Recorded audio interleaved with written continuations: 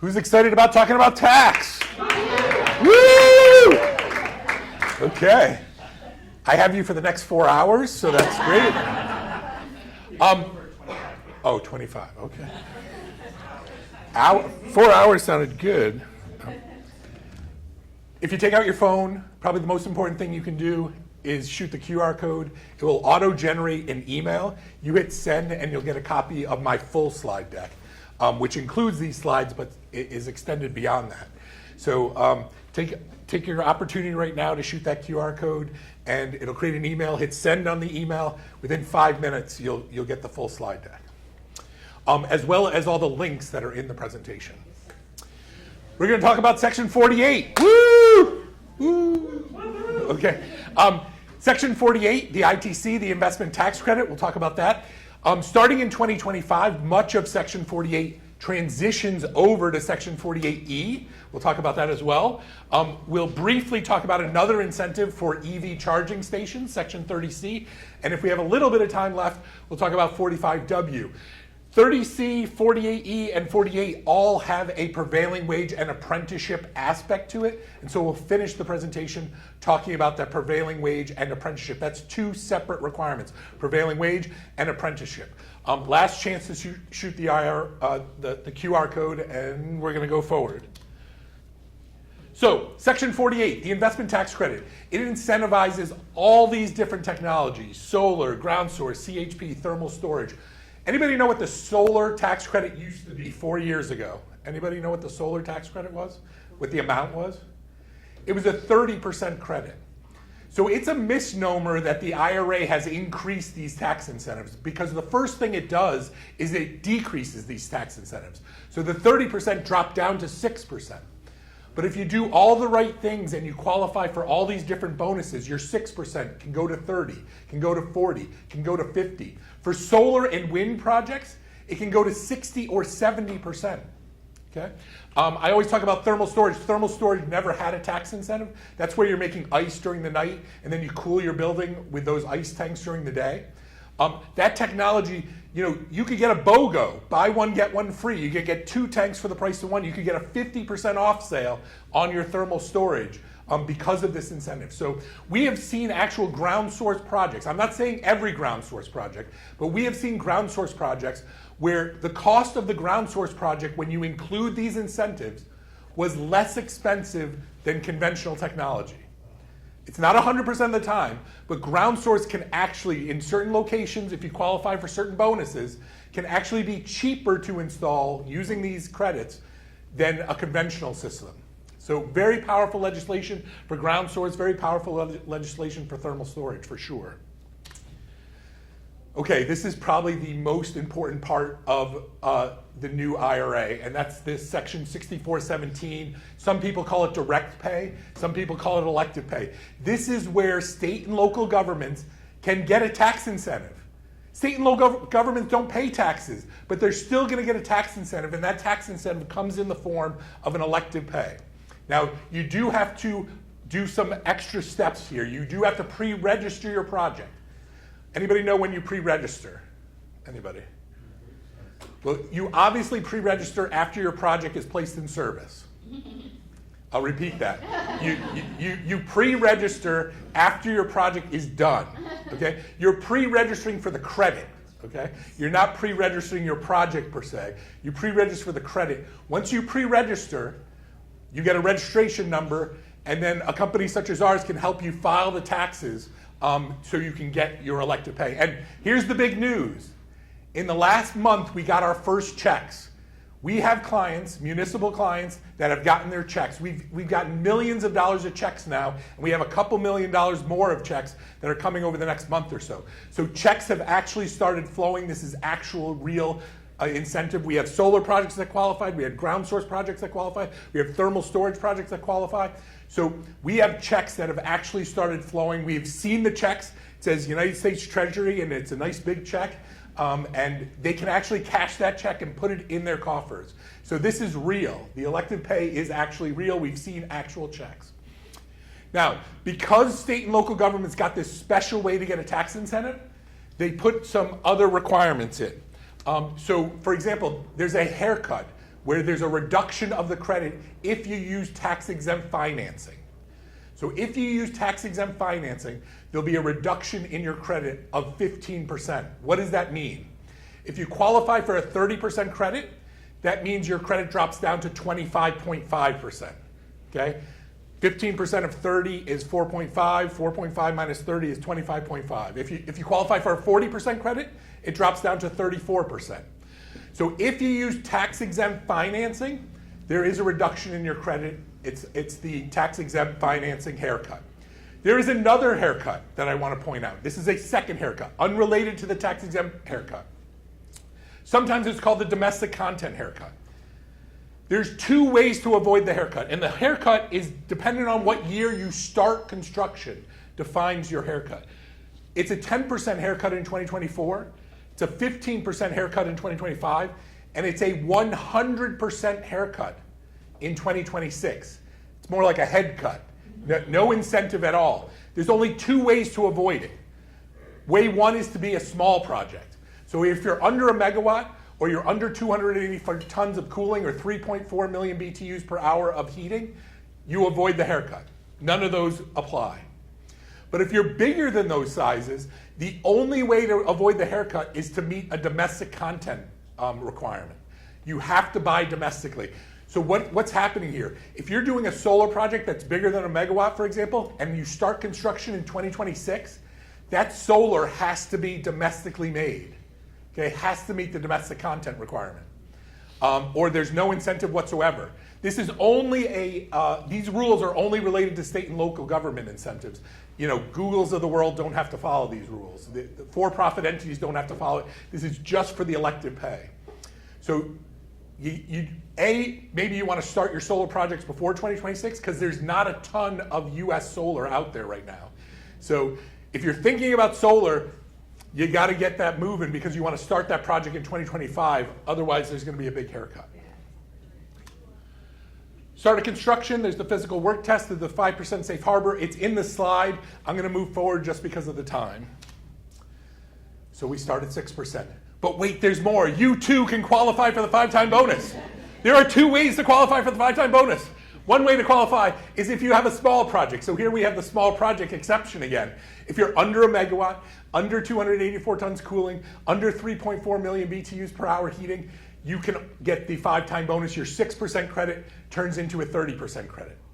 But if you're bigger than a megawatt, the only other way to qualify for the 5-time bonus is by meeting two requirements: prevailing wage and apprenticeship. You have to meet both of those. Now, most people say, oh, we always do prevailing wage, it's not a problem. True, but you also have to meet the apprenticeship requirement, and the apprenticeship requirement is not a New York State requirement, it's a federal requirement. So we'll go into that at the end, what those requirements are for apprenticeship, but you have to meet both prevailing wage and apprenticeship if you're bigger than a megawatt. It's only if you're bigger than a megawatt. We started at 6%. We got the 5-time bonus, we're at 30%. But wait, there's more. There's the domestic content bonus. So not only is domestic content a potential haircut, but it's also a bonus. So the bonus is actually a 2% bonus if you're at the 6% credit level. So 6% would turn into 8. But if you met the 5-time bonus rules, 30% turns into 40. So you can get a 40% credit. Now, how do you meet domestic content? 100% of the structural steel and iron. There's two requirements here. 100% of the structural steel and iron on the eligible project cost has to be 100% domestic. Has to be manufactured in the United States and sourced from the United States. Meaning the iron or the steel has to be sourced from the United States.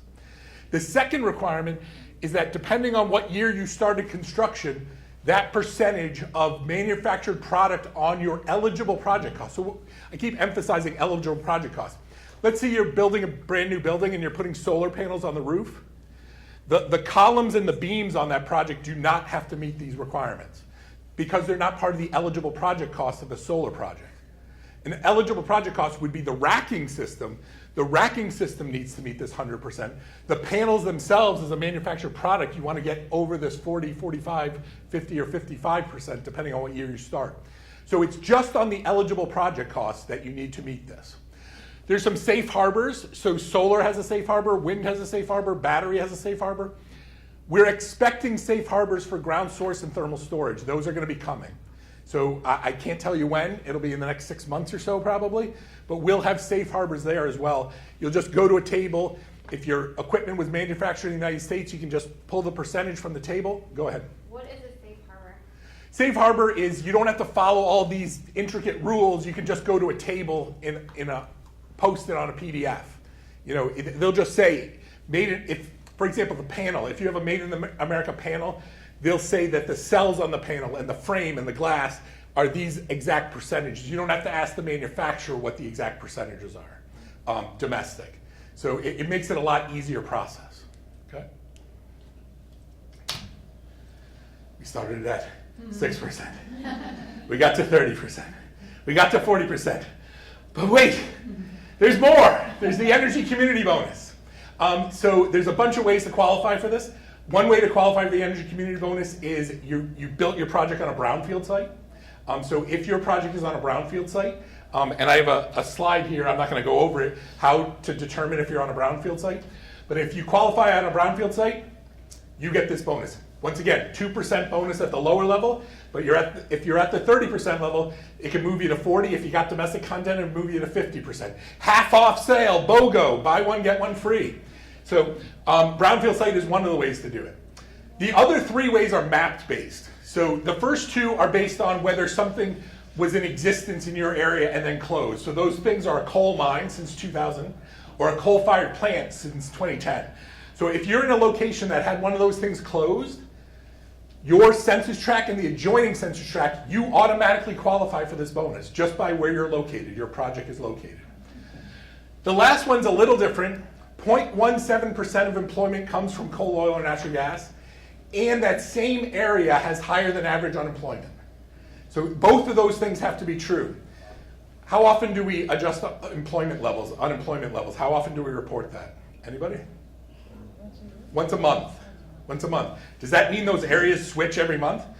Luckily, it's every May. So once again, you want to start your project before May if you find yourself in one of these purple areas.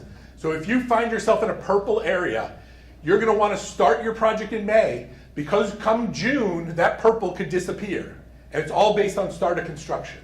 So come June, the purple could disappear or it could stay. But it's all based on employment levels. So you're going to want to start your project in May. You meet the start of construction, you're grandfathered in for that energy community bonus. Okay. Is Onondaga County included on that one? Shoot me an email. I'll read this URL off to you. Here we go. If you shoot that QR code, the map is automatically emailed to you. You just hit the button. You'll be able to. You can zoom all the way down to the street level. Unfortunately, we've done that for some projects, and across the street was an energy community, but our side of the street, our client's side of the street, was not an energy community. So you can zoom all the way down, you can see the buildings themselves, and you can determine if your project is in an energy community or not. But wait, there's one more bonus. So this bonus is a little different than the other ones because you have to apply for it. All the other ones are automatic. This one you have to actually apply for. So there's a limited amount of quantity. So it's based on megawatts. It's only available for solar and wind. It's not available for ground source. It's not available for thermal storage. It's only available for solar and wind. You have to apply. And in order to apply, your project has to be in a special condition. It has to be under contract, but not yet completed. So to apply for the low-income bonus, you have to be under contract and not yet completed. The first 2 categories are completely map-based. If you're in that location on a map, you qualify. The next 2 are residential type incentives, and so you have to be that type of residential. What I'll tell you is this category 1, there's 4 subcategories to category 1. Some of the subcategories were 30 times oversubscribed. That means for every 30 people that applied, only 1 qualified. There's other subcategories in there that were 1-to-1. Like, for example, category 2 here was pretty much 1-to-1. Everybody that applied won their incentive. They got the 10%. Category 3 is in the same shape. It's about 1-to-1. Everybody that applied pretty much got the 20%. Category 4 was 10 times oversubscribed. So only like 1 in 10 qualified. So the application happens in the May, June timeframe. It happens annually. And so your projects need to be ready for that. They need to be under contract, but not yet completed, and then you can apply for it. Okay, go ahead. Is low-income community, is that the same as like the DEC's disadvantaged communities map, DAC map, or is that a different? I don't know. I don't know the answer, but it's this map here. So I can read the URL if you'd like. Yeah. It's in the email. But what I tell you is this map is not 100% correct because it is only the green areas that qualify.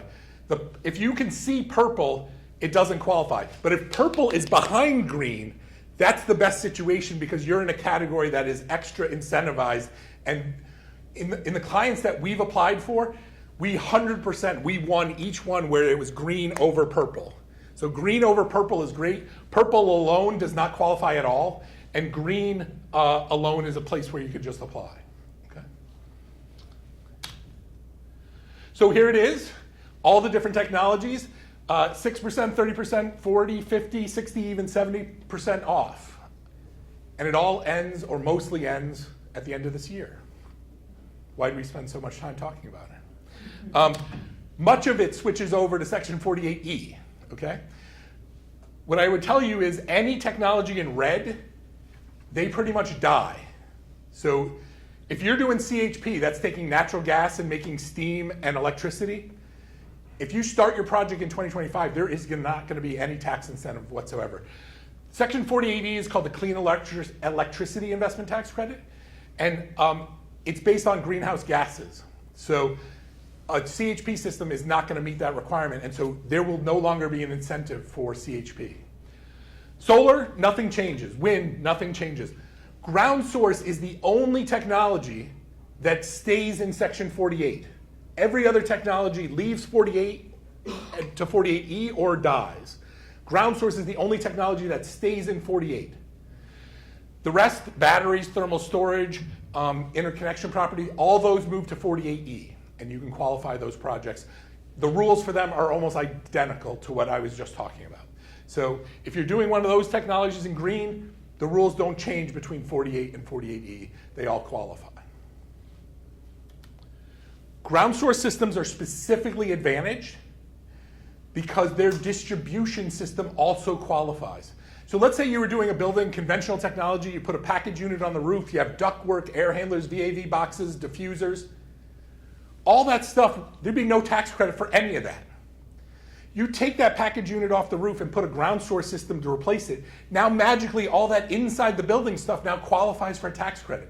Ground source is specifically advantaged by this incentive because they're the only technology where the distribution all the way to the diffuser, all the way to where the air is blowing out to you, qualifies for a tax credit. So very powerful legislation. And this is the reason that many ground source projects, the first cost can now be, when you use this tax credit, can now be cheaper than just conventional technology because you're getting 30%, 40%, or even 50% off for installing all the way to the diffuser. So very powerful legislation. Okay. Section 30C, this is a completely different tax incentive. This is for EV charging stations. The first thing I need to tell you is it is not available everywhere in the country. There are EV charging station projects that will not qualify for this incentive. And it's map based again. You either need to be in a urban low income area or a rural area. You have to be in one of those two, urban low income or rural. What that leaves off is suburban. Suburban is considered urban, amazingly, according to this law, and many of them are not low income, and so those areas do not qualify for 30C.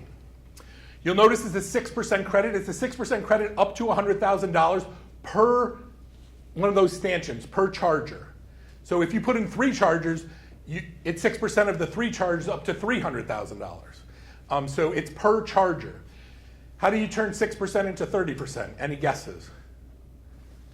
Prevailing wage and apprenticeship. If it's installed with prevailing wage and apprenticeship, you turn your 6% into 30%. Charging unit, or if there's like 2 on? I think the way that the law reads right this second is that's 2. When you have one unit with 2 chargers, it's $200,000 limit. You'll see most of the country qualifies. It's anywhere around a city, the suburbs, that don't qualify. Those areas are the ones that don't qualify. Okay, another tax incentive, 45W. Electric vehicles. Depending on the size of the vehicle that you're purchasing, stop. Depending on the size of the vehicle that you're purchasing, whether it is a 7 kWh vehicle that's less than 14,000 pounds or greater than 15 kWh with greater than 14,000 pounds, there's a different limit on your credit. There's 3 different limiting factors. What I would tell you is almost all of them are meaningless except the top one. There's some rare cases where you get smaller than the 7,500 or the 40,000. But we've already done buses, electric buses, and got them the $40,000 credit.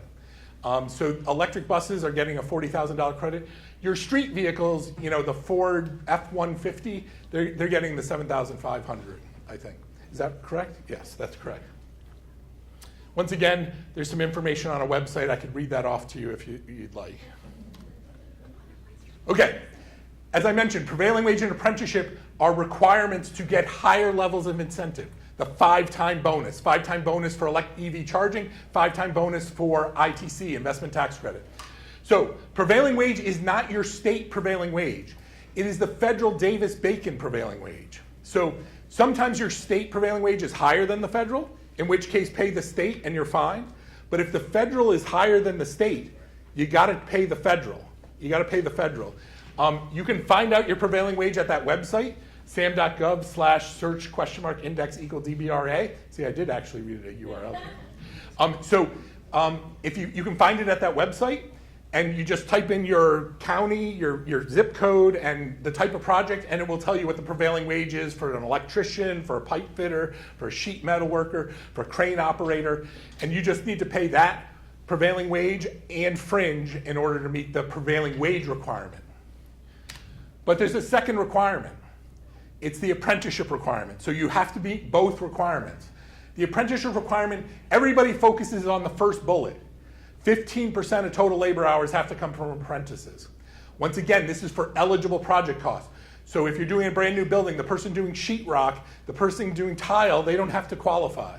They don't have to meet these requirements. But on eligible project costs, we got to get to 15% of total labor hours, and that's called the labor hour requirement. But that is not the only requirement. There's another requirement called the participation requirement. So the participation requirement, if you hire a contractor or subcontractor on that project and they have 4 or more laborers on the job, at least one of them has to be an apprentice. So 4 or more, so if they have 20, only one has to be an apprentice, although that won't help you very much on the 15%. If you have 3, none of them have to be apprentice, but it's over the life of the project. So if you have 3 apprentices and Jane Doe calls in sick that day, 3 laborers, not apprentices. If you have 3 laborers and Jane Doe is one of those laborers and she calls in sick and you replace her with Andrea, you now have 4 laborers on that project, and now one of them has to be an apprentice. So it's looked after the entirety of the project, whether that contractor over the entirety of the project had 4 or more laborers on. That's the participation requirement. Go ahead. If you are doing a building, right, and so you have contractors doing the sheetrock, different contractors doing the ductwork will count the fuses, count as you just said. The 15%, do you have to count the hours of the guy sheetrocking too? Nope. It's only the hours of the contractor who are doing eligible work. Eligible work on equipment, okay. Yep, exactly correct. So labor hour requirement, participation requirement. There is another requirement, the ratio requirement. Here, so the other 2 are floors. You got to be above them. The ratio requirement is a ceiling. You got to be below it. So they don't want a bunch of apprentices running around unsupervised. So there's the ratio is the apprentice to journey worker ratio. So that ratio is governed by the state and sometimes governed by the registered apprenticeship program. And so you have to be at that level or below. If you have no apprentices on the grounds that day, you meet the ratio requirement. You don't help yourself on the other 2, but 0 apprentices would help you meet the ratio requirement because you're below the requirement. You don't have anybody to supervise. Last requirement is registered apprenticeship program. So Jane Doe, if she's an apprentice, has to be on the rolls of a registered apprenticeship program, and that program has to be on a state list or a federal list as being a registered apprenticeship program. So all those 4 requirements have to be met in order for you to meet the apprenticeship requirement. And that's required to get that 5-time bonus if you're a bigger project for Section 48, the ITC, or even for any project on the EV charging side. There are some good faith exceptions. If you make a valid request and it's denied, you're good for 365 days. You don't need to ask for an apprentice. If you make a valid request and it's unanswered for 5 business days, you meet the requirement. Or if there's no registered apprenticeship programs in that category, you meet the requirement. So I'm not going to go over this, but these are all the elements that are required in order to meet the valid request. The request itself has to have all these bullets here and that statement. So when you make the request, it has to have all those elements in it to be considered a valid request. So with that, I just want to point out, I do have some additional material. This is reference material. I have some sample contract language that you could use for prevailing wage purposes, for apprenticeship purposes when you hire a contractor, as well as informational purposes, domestic content. These are contract languages for that. Then there's, in the presentation also is some appendix items on different topics and the different penalties if you don't meet things for prevailing wage and apprenticeship. So that's all in the appendix. But with that, I'll open it up to questions, and I will leave it on a page where if you want my contact information, you can shoot this QR code. If you'd like the slide deck, you can shoot that other QR code. And any questions, I'd be glad to answer it. Hi, my name is Michael from SUNY ESF. If anyone sees the tour later, I'll be your tour guide in this building, not far. So from the perspective of a nonprofit higher education institution, I was always a little confused about, and I don't know much about the IRA, so I apologize, like how can we benefit, right? We don't pay property taxes. You know, all of our jobs are tax exempt. If I buy anything, I submit the waiver, don't pay sales tax. Like, what, does it work? Can I still benefit? Yeah, so my understanding with SUNY, it's unique. SUNY can benefit, but SUNY ESF might not be able to benefit directly. So if you do a project, that project gets an elective pay check. You qualify for a check, but that check probably has the state, SUNY in general on the the recipient. Cut off your taxes out, you get a check. You get a check. Okay. And it's only been the first month that we've gotten checks. We probably got some of the first checks in the country, but it's only been the last month where those checks have started flowing, and we've actually seen U.S. Treasury checks come to our clients. And it's actually a check. It's not direct deposit. It's a literal check that comes in the mail. And it's not a tax credit solely, okay. Is it like an Ed McMahon check? No, not, like if you want to do that, we'd be glad to, dummy something up. But at the end of the day, it's a normal size check. Anybody else? So a few of those types of projects you said that are sunsetting, those projects have to be complete before a certain time frame for them to qualify? So the technologies that are sunsetting, like CHP and microturbine, it's based on start of construction. It's based on start of construction. So you have a couple days here still left in the year to start your construction, but you have to actually start construction. So you can still pre-register? No, pre-registration happens. Because you Yes. completed the Any other questions? Okay. Well, thank you so much for having me. Thank you. Thank you.